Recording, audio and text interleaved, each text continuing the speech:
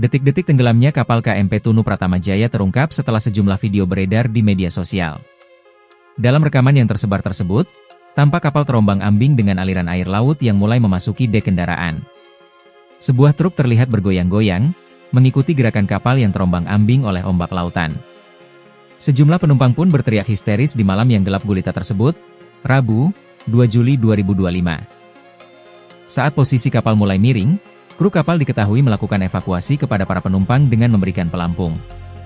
Sebelum kapal karam di Selat Bali, awak KMP Tunu Pratamajaya diketahui sempat meminta pertolongan melalui radio.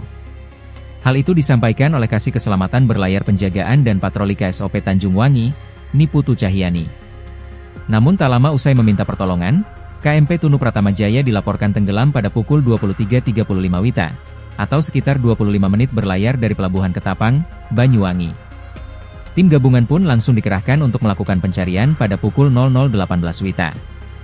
Namun sayangnya pada pukul 00.22 WITA, perwira jaga kapal melaporkan bahwa KMP Tunu Pratamajaya sudah dalam kondisi terbalik dan terseret arus ke selatan menuju Samudra Hindia.